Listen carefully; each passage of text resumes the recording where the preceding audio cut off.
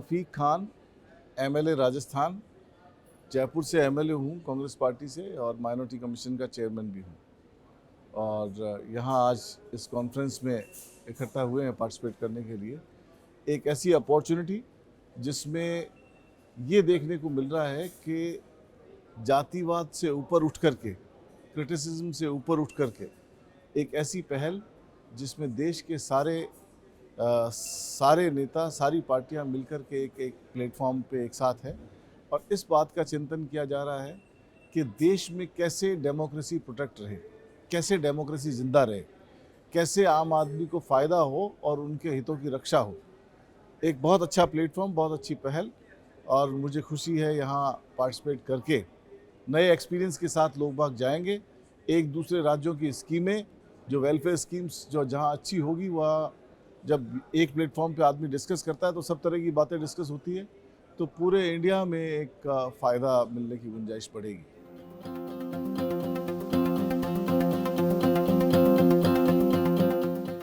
मुझे खुशी है कि आपको यहाँ बताते हुए कि जो बेसिक रिक्वायरमेंट थी मेरी कॉन्स्टिट्यूंसी में, मैं जब इलेक्शन लड़ने आया 2018 में, तो जिन प्रॉब्लम्स को लेके मैंने इलेक्शन पे जनता ने मेरे को सपोर्ट किया, वो सब सुविधाएं मैंने कोशिश करी जनता को देने की और आज बहुत बड़ा फ़ायदा मेरी कॉन्स्टिट्यूंसी के लोगों को है।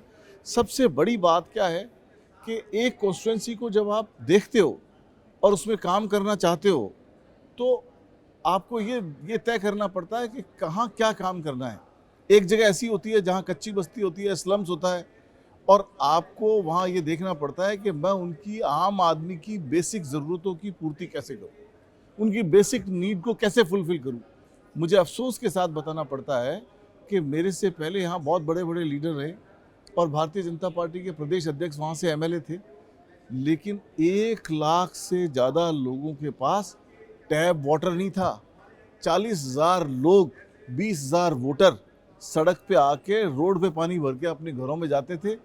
टीलों पे कच्ची बस्तियां बसी हुई है, टीले से नीचे उतर के पानी भर के ले जाना, हर रोज ले जाना, पीने का पानी, नहाने का पानी, धोने का पानी नीचे से आके ले जाना एक बहुत बड़ी महाभारत थी। 30-40 साल से ये समस्या थी।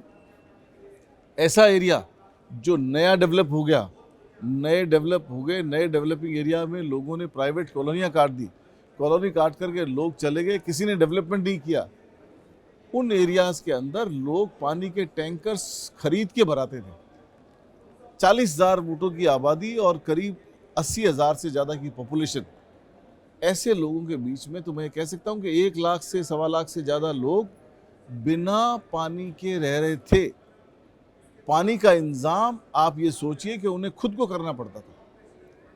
मैंने पहली प्रायोरिटी ली और मैंने ये तय किया कि मेरे यहाँ अनटैप्ड वाटर का एक भी हाउस, एक भी स्लम, एक भी झोंपड़ी, एक भी कच्ची बस्ती ऐसी नहीं रहनी चाहिए जहाँ पानी की सप्लाई मैं नहीं दे सकूँ। और आज मुझे खुशी है बताते हुए कि मैंने कोशिश की और मालिक ने कामयाबी दी। आज हम आदर्श नगर विधानसभा क्षेत्र के अंदर कोई ऐसी कॉलोनी, ऐसा एरिया नहीं बचता जहाँ हमने हर घर में पानी का कनेक्शन नहीं दिया हो। तो ये एक बेसिक रिक्वायरमेंट थी जो मैंने पूरी की। लेकिन जब हम काम करने जाते हैं किसी भी कॉन्स्टिट्यूंसी के अंदर, किसी भी एरिया के अंदर जब हम काम करते हैं तो ये तय किया जाता है कि हम वहाँ की बेसिक ज़रूरत क्या है, जो जहाँ डेवलपमेंट हुआ नहीं है, जो कच्ची बस्तियाँ, स्लम, झोंपड़ियाँ हैं, वहाँ की ज़रूरतें क्या हैं, जो एरिया डेवलपिंग है वहाँ की ज़रूरतें क्या है, अंडर डेवलप्ड है उसकी ज़रूरतें क्या हैं, और जो डेवलप्ड एरिया है उनकी ज़रूरतें क्या है। तो इसको मैंने कोशिश करी कि मैं 3 भागों में बांटूँ इसको। ऐसा नहीं हो कि हम खाली अनडेवलप्ड एरिया में काम करें, ऐसा नहीं हो कि हम खाली बेसिक नीड की एरिया में काम करें, और ऐसा नहीं हो कि हम खाली डेवलप्ड एरिया में काम करें। तो जहाँ बेसिक नीड की ज़रूरत थी, बेसिक नीड किसको कह रहे हैं अपन, जहाँ पानी की, राशन की, बिजली की ज़रूरतें हैं, तो मैंने वो पूरी करने की कोशिश करी। जहाँ बेसिक रिक्वायरमेंट की ज़रूरतें थी और जहाँ डेवलपिंग एरिया था या जहाँ बेसिक नीड के अंदर स्कूलों की ज़रूरतें थी, तो जहाँ स्कूल की ज़रूरत थी वहाँ मैंने स्कूल खोले, जहाँ कॉलेज की ज़रूरत थी वहाँ मैंने कॉलेज खोली, और जो अंडर डेवलप्ड एरिया था, डेवलपिंग एरिया था, उस एरिया के अंदर हमने school, college, medical facility, hospitals ये डेवलप किए। और जो डेवलप्ड एरिया थे उसके अंदर पार्क, जिम, रोड, इंफ्रास्ट्रक्चर ये सब डेवलप किया। तो हर एरिया को आइडेंटिफाई किया और हर एरिया को जो सुविधाएं मिलनी चाहिए थी वो सुविधाएं देने की कोशिश करी। तो मैं ये कह सकता हूँ कि मेरी कॉन्स्टिट्यूंसी के अंदर वन ऑफ दी वो कॉन्स्टिट्यूंसी है राजस्थान की जिसमें सबसे ज़्यादा काम हुआ, न केवल बेसिक रिक्वायरमेंट में बल्कि इंफ्रास्ट्रक्चर में भी और डेवलपमेंट के रूप में भी। तो काफ़ी काम हमने वहाँ किए, स्कूल कॉलेजेस खोले, हॉस्पिटल्स खोले, डिस्पेंसरियाँ खोली। और एक कॉन्स्टिट्यूंसी के अंदर जहाँ 70 सालों में 8 हेल्थ सेंटर हों, 8 हॉस्पिटल हों, डिस्पेंसरी हॉस्पिटल मिला के, वहाँ हम 4 साल में 9 और खोल दें, तो इससे ज़्यादा मैं समझता हूँ कि कोई काम नहीं हो सकता। 17 सेंटर हमने कर दिए, रोज़ 5,000 आदमी आज फ्री दिखा के जाता है, फ्री दवाई लेके जाता है, फ्री इलाज करा के जाता है। और आप सब यहाँ, ये कॉन्फ्रेंस महाराष्ट्र में हो रही है, मुंबई में हो रही है, मुझे ये बताते हुए खुशी है कि पूरे हिंदुस्तान के अंदर राजस्थान एक ऐसा मॉडल स्टेट है जिसमें हेल्थ बेनिफिशरी की स्कीम न केवल राजस्थान, इंडिया बल्कि पूरी दुनिया के अंदर सबसे आगे है। आपको ये जान के खुशी होगी, और जब आप लोग मेरा इंटरव्यू देखोगे या इसको बताओगे लोगों को, तो आपको ये पता लगना चाहिए कि 850 रुपये अगर एक परिवार पे कर देता है तो उसके पूरे परिवार को 25 लाख रुपए तक की बीमारी का फ्री इलाज मिल जाता है। न केवल गवर्नमेंट हॉस्पिटल में बल्कि प्राइवेट हॉस्पिटल में भी उसको ट्रीटमेंट मिलता है। चिरंजीवी योजना लेके हम एक ऐसी योजना लेके आए राजस्थान के अंदर जिसमें अगर परिवार के किसी एक सदस्य ने 850 रुपये देके अगर उसमें अपने आप को रजिस्टर करा लिया है तो उसके पूरे परिवार को 25 लाख रुपए तक की बीमारी का इलाज फ्री है। और 25 लाख रुपए का मतलब ये है कि अगर किसी के घर में किसी आदमी को गंभीर बीमारी हो गई, किसी को कैंसर हो गया, किसी को हार्ट अटैक हो गया, किसी को किडनी ट्रांसप्लांट का मसला है या कोई गैस्ट्रो की बीमारी है, तो ऐसी गंभीर बीमारियों में एक 12,000 रुपये, 15,000 रुपये या 20,000 रुपये महीना कमाने वाला आदमी, उसकी जान निकल जाती थी ये सुनते ही। वो ये सोचता कि जिस परिवार के सदस्य को मैं इलाज कराने लाया हूँ उसका इलाज तो बाद में कराए, खुद शौक में पहले डूब जाता कि पैसे कहाँ से लाऊंगा।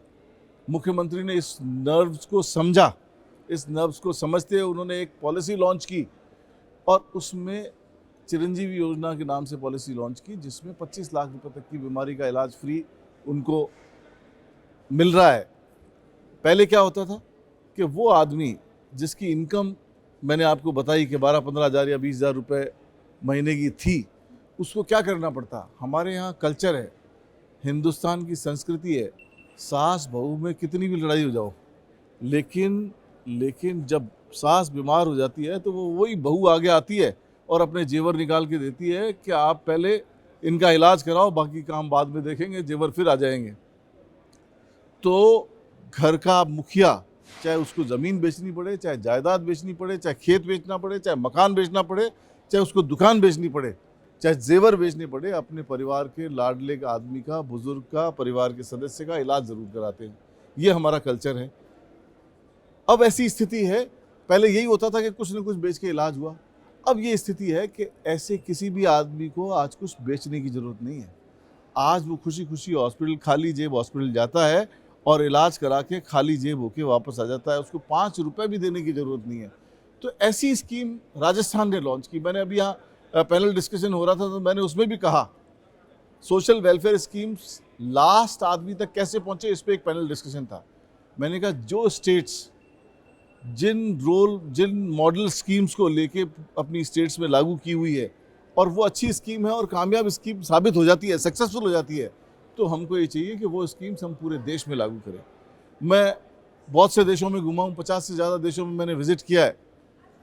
मैं गारंटी से कह सकता हूँ कि राजस्थान जैसी हेल्थ बेनिफिशरी की स्कीम, मेडिकल की स्कीम पूरी दुनिया में किसी कंट्री में नहीं है।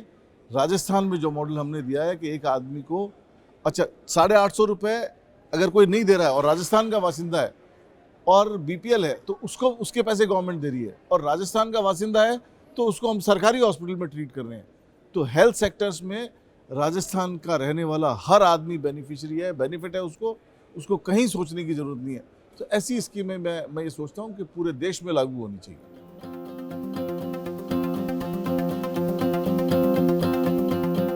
पहला चुनाव, मैं ये कह सकता हूँ कि चुनाव तो जब लड़ते हैं तभी उसकी ग्रेविटी पता लगती है, मौके पे प्रॉब्लम सामने आती है, लेकिन हमने बहुत मजबूती से इलेक्शन लड़ा। जो सीट हम बरसों से हार रहे थे, काफ़ी टेन्योर से हार रहे थे, और सामने बीजेपी का प्रदेश अध्यक्ष था, उसको हमने वहाँ से सीट जीती और उनको डिफीट दी।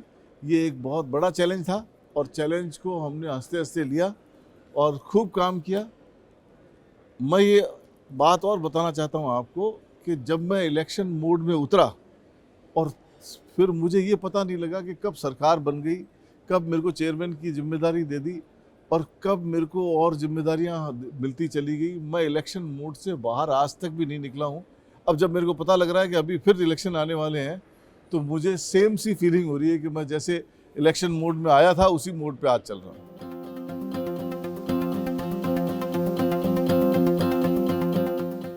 राजनीतिक आदर्श अगर मेरे से सही मायने में पूछा जाए, आपने बहुत अच्छे आदमी की स्टैचू के सामने मेरे से शुरुआत कराई है, जिनको मैं काफ़ी हद तक अपना आइडियल मानता हूँ। लेकिन मैं अगर मेरा मॉडल आइडियल अगर किसी को कह सकता हूँ, जिनसे मैं इंस्पिरेशन लेता हूँ, जिनसे मेरे को लगता है कि हिंदुस्तान के हर आदमी को, हर आवाम को पढ़ना चाहिए और उनके बारे में जानना चाहिए और उनसे इंस्पिरेशन लेनी चाहिए, तो वो आदमी पंडित जवाहरलाल नेहरू है। जब भारत आज़ाद हुआ, हम रॉ थे, हम कुछ नहीं बनाते थे। आज हम हर सेक्टर में हमने ऊंचाइयां छुई हुई है। हम यहाँ से 140 करोड़ लोगों को कपड़ा पहना के हम कपड़ा एक्सपोर्ट करते हैं। हम हर तरह की चीज़ें एक्सपोर्ट करते हैं। पूरी दुनिया में हमारा स्टेटस है। एजुकेशन इंडस्ट्री, आईटी के बारे में अगर सही मायने में अगर किसी को क्रेडिट जाती है तो पंडित जवाहरलाल नेहरू को जाती है कि उन्होंने कब इस बात को सोचा। और आज जो हमारा आदमी पूरी दुनिया के अंदर हमारा एक रेवेन्यू जनरेशन का जरिया बना हुआ है, तो सबसे बड़ा जरिया आईटी सेक्टर है। और वहाँ के लोग बाग हैं जो यहाँ से शिक्षा लेकर के देश विदेश में जाते हैं और वहाँ जॉब करते हैं, और एक रेगुलर फॉरेन एक्सचेंज हमारे पास आती है। हमारा सबसे बड़ा इनकम का ज़रिया उस सेक्टर से है। उस वक्त जब हम आज़ाद हुए तब उन्होंने ये सोचा, और आज हमें उसकी अहमियत पता लगती है। जब राजीव गांधी प्रधानमंत्री बने तो उन्होंने, आप सबको शायद आप तो ध्यान हो नहीं हो, लेकिन जब बने तो उन्होंने हर बैंकों के अंदर और हर ऑफिसेज के अंदर कंप्यूटर एसेंशियल कर दिए। तो कंप्यूटर एसेंशियल कर दिए तो कुछ पार्टी के नेता कंप्यूटरों को बैलगाड़ी में रख के पार्लियामेंट ले गए। बोले अगर आईटी सेक्टर में और ये कंप्यूटराइजेशन हो गया तो पूरे हिंदुस्तान के अकाउंटेंट भी बेरोजगार हो जाएंगे। तो मुझे बड़ा अफसोस सा भी हुआ उसमें, और आज उन लोगों को जवाब मिला है कि वो कितना इम्पोर्टेंट और कितना साहसी कदम था कि हिंदुस्तान के अंदर उस वक्त अगर मॉडर्न भारत के निर्माता के रूप में अगर किसी को देखा जाए, तो चाहे वो सेल फोन हो, चाहे ये कंप्यूटर इंडस्ट्री हो, चाहे आईटी सेक्टर हो, चाहे सॉफ्टवेयर का मसला हो, चाहे ऑटोमोबाइल इंडस्ट्री का मसला हो, ये संज्ञा अगर किसी को दी जा सकती है तो राजीव गांधी जी को दी जा सकती है। पंडित जवाहरलाल नेहरू ने कल्पना की, हम और बहुत से चैनल, बहुत से टीवी चैनल, बहुत से मीडिया हाउसेस जब इलेक्शन आते हैं तो पाकिस्तान को दिखाने लग जाते हैं, और पाकिस्तान को दिखा के एक फियर का सा माहौल बनाते हैं। और सच्चाई ये है कि एक ही दिन और एक ही रात में हम आज़ाद हुए। इधर पाकिस्तान बना, इधर हिंदुस्तान बना। और हमारी पोजीशन क्या है, हमारा नाम क्या है पूरी दुनिया के अंदर, और पाकिस्तान की पोजीशन क्या है और उसकी क्रेडिबिलिटी क्या है पूरी दुनिया के अंदर, ये सब बहुत डिटेल में बताने की ज़रूरत नहीं है। आज बच्चा जानता है कि हिंदुस्तान की क्या क्रेडिबिलिटी है और पाकिस्तान की क्या क्रेडिबिलिटी है, और हमारी इकोनॉमिक कंडीशंस क्या है और उनकी इकोनॉमिक कंडीशंस क्या है। वो अगर यहाँ हैं तो हम यहाँ हैं, कोई कंपैरिजन ही नहीं है। पॉलिटिकल पार्टियाँ अपने बेनिफिट के लिए सवाल कर सकती हैं, लेकिन अगर अपने पड़ोसी मुल्क को देखें तो उनको समझ में आ जाएगा कि हिंदुस्तान के अंदर पंडित जवाहरलाल नेहरू ने जो सपना देखा वो अगर आज साकार हो रहा है तो पंडित जवाहरलाल नेहरू का सपना था, जिस पे आज हम काम कर रहे हैं। मुझे खुशी है कि ऐसे प्लेटफॉर्म बने हैं आज, जिसमें पार्टी लाइन से ऊपर उठ करके हम इन मुद्दों पे बात कर रहे हैं। और सबसे बड़ा सवाल आज डेमोक्रेसी का है, सबसे बड़ा सवाल डेमोक्रेसी को प्रोटेक्ट करने का है, सबसे बड़ा सवाल आज मिसयूज ऑफ ऑफिसर्स को रोकने का है।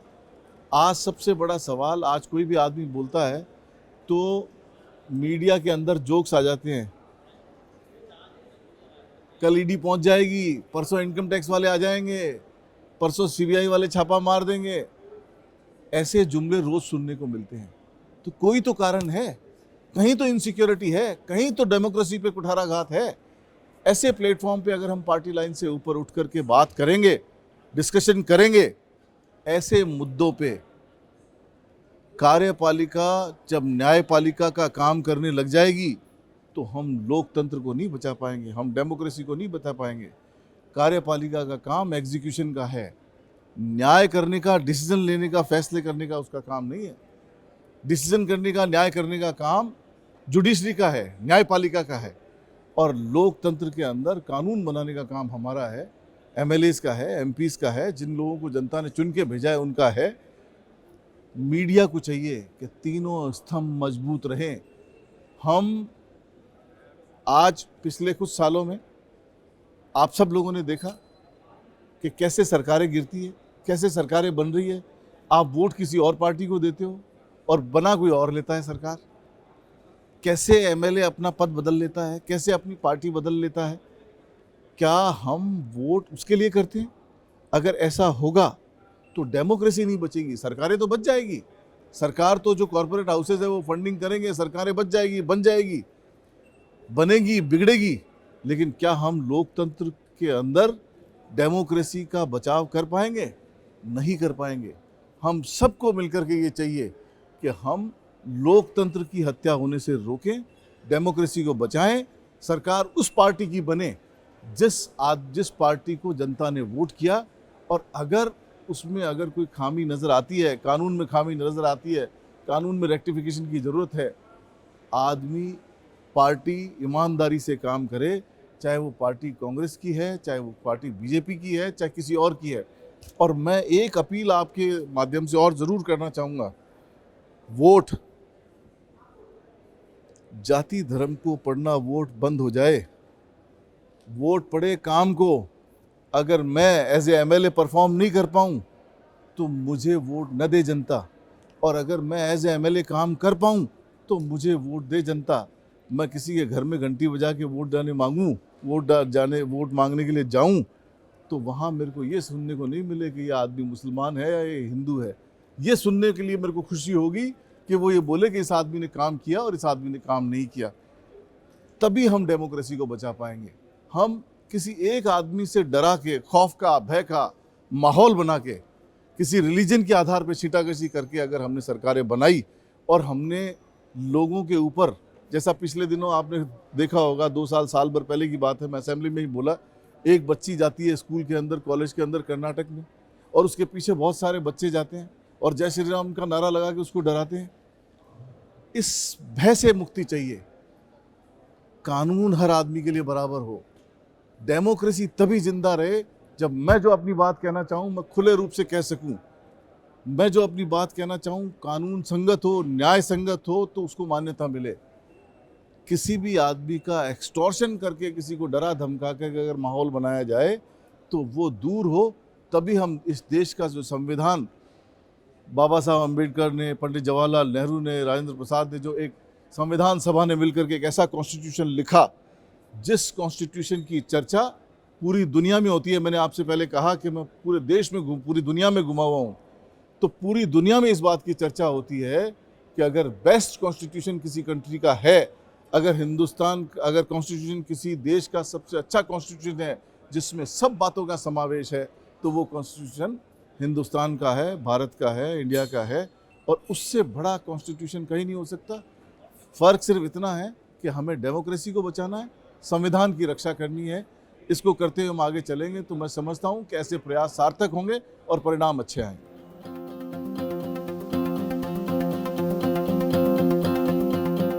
जब आप किसी पॉलिटिकल लाइफ में होते हो तो बहुत सी ऐसी चीज़ें आपकी लाइफ में होती है जो आपको हमेशा के लिए याद रह जाती है।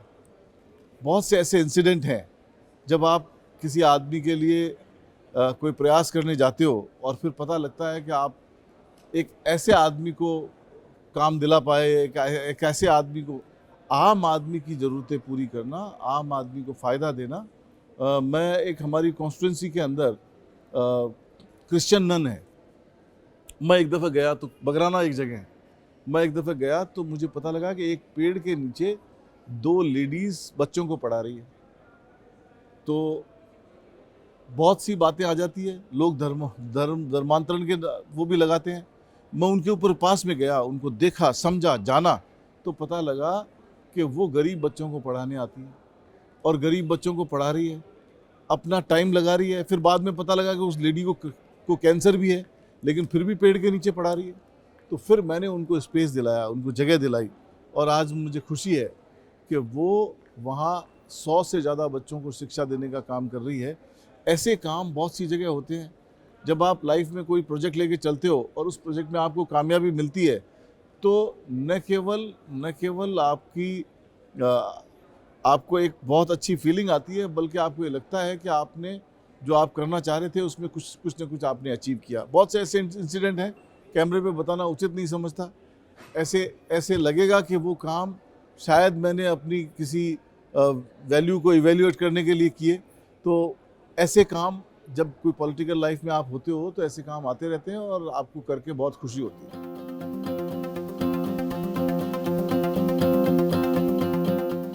आज के समय में विजनरी लोगों का पॉलिटिक्स में आना बहुत ज़रूरी है। जिन लोगों को कॉन्स्टिट्यूशन का ज्ञान हो, जिन लोगों का लॉ का ज्ञान हो, जिन लोगों को ये मालूम हो कि ये मेरे राइट्स हैं, जो लोग राइट्स को राइट वाली जगह पहुंचा सकते हों, उन लोगों को आज राजनीति में आना चाहिए। एक ऐसा समय है जब जिस समय में आम आदमी पहले ऐसा सोचता था कि पॉलिटिक्स बहुत ख़राब चीज़ है। मैं ये कहना चाह रहा हूँ, जैसे अभी अंदर भी डिस्कशन हुआ कि समहाउ पॉलिटिक्स और पॉलिटिशियंस की जो रेपुटेशन बनी है पिछले 10, 20, 30 सालों में, 40 सालों में, वो रेपुटेशन काफ़ी गिरी है। अगर हम उसमें अच्छे लोग उसमें आते हैं तो इसमें एक न केवल पॉलिटिशियंस की रेपो बढ़ेगी बल्कि इसका एग्जीक्यूशन बराबर होगा। बहुत से लोग आते हैं पॉलिटिक्स में, बहुत काम करना चाहते हैं, लेकिन नॉलेज नहीं होती, पढ़ा लिखा नहीं होता। एक बात तो हमको सबको ये समझनी चाहिए और ख़ास तौर से यूथ को, कि पढ़ने लिखने से, नए एक्सपीरियंस हासिल करने से आपका काम करने का फील्ड तो बढ़ ही जाता है। आपको ये तो पता लगता ही है कि यहाँ क्या हो रहा है। मैंने अगर कोई चीज़ अमेरिका में अच्छी देखी तो मेरी कोशिश होगी कि क्यों ना ये मेरी कॉन्स्टिट्यूंसी में लागू करूँ। तो जब आप किसी विजनरी आदमी को लेके आओगे और वो सर्टेन विजन लेके अपनी कॉन्स्टिट्यूंसी में जाएगा तो उससे फ़ायदा होगा। ज़रूरी नहीं सारे आदमी कामयाब हों, लेकिन जितना परसेंटेज लोग बाग कामयाब होंगे उतना देश की राजनीति के लिए अच्छा संदेश और अच्छा मैसेज जाएगा।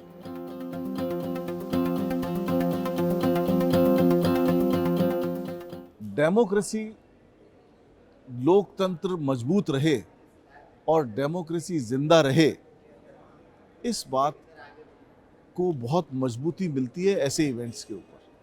जब आप अक्रॉस दी पार्टी लाइन इकट्ठे होते हो और सिर्फ इस बात पर डिस्कशन करते हो कि हेट पॉलिटिक्स बंद हो, क्रिटिसिज्म बंद हो, कम्युनलिज्म बंद हो, देश के अंदर राजनीतिक स्थिरता हो, आप फ्रीडम ऑफ एक्सप्रेस हो, आदमी अपनी वॉइस उसकी दबाई नहीं जाए, उसकी बात सुनी जाए, बात पे एक्शन हो, ऐसा कॉन्स्टिट्यूशन जिसके अंदर हर आदमी की रक्षा की बात की गई हो, आखिरी पंक्ति पे खड़े आदमी को ध्यान में रख के कॉन्स्टिट्यूशन बनाया गया हो, ऐसे कॉन्स्टिट्यूशन के अंदर आपको ऐसे इवेंट डेमोक्रेसी को मजबूती देते हैं, डेमोक्रेसी को डैमेज होने से बचाते हैं। अभी जो हालात हैं देश के अंदर वो बहुत अच्छे नहीं है, लेकिन हम नेगेटिव क्रिटिसिज्म पे नहीं जा सकते। हम अच्छे करने के लिए, सुधारने के लिए हम क्या प्रयास कर सकते हैं।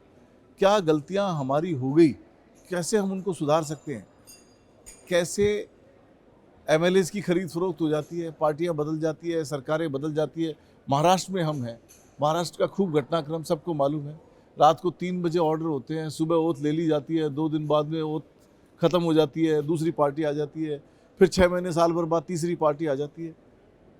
ऐसे घटनाक्रम नहीं होने चाहिए। जनता ने जिसको मैंडेट दिया, उसको मैंडेट को देश को और कानून को और लोकतंत्र को मानना चाहिए। हम इससे बड़ा एग्जाम्पल अभी जो महाराष्ट्र में हुआ, और कोर्ट डिसीजन भी हुए, डिटेल्स और डेप्थ में नहीं जा सकते। एक तरफ आपने अभी बाला साहब ठाकरे की स्टैचू लगी हुई है सामने, एक तरफ उनकी पार्टी थी, फिर उसका डिवीज़न होता है, फिर सिंबल किसी और को मिलता है, नाम किसी और को मिलता है। ये आम आदमी को एक्सेप्टेबल नहीं है। डिसीजन कुछ भी हो सकता है, जनता के बीच में कोई भी बात जा सकती है, मीडिया कुछ भी लिख सकता है, आप फैसला लेके कुछ भी आ सकते हो, लेकिन आम आदमी को ये फील होता है कि ये इनजस्टिस हुआ, तो वो डेमोक्रेसी नहीं है। आम आदमी को ये फील हो कि हाँ ये जस्टिस हुआ, तो वो डेमोक्रेसी है। डेमोक्रेसी जिंदा रहनी चाहिए। हम सबको मिल करके, ख़ास तौर से यूथ को, जो आप लोग आज ये स्टूडेंट्स इसमें लगे हुए हो, उन सबको मिलकर ये प्रयास करने चाहिए कि डेमोक्रेसी प्रोटेक्ट रहे, डेमोक्रेसी जिंदा रहे, लोकतंत्र पे कुठाराघात ना हो, लोकतंत्र, संविधान को मजबूत रखते हुए लोकतंत्र चलाया जाए। तो इससे बड़ी डेमोक्रेसी, इससे अच्छा संविधान पूरी दुनिया में नहीं हो सकता।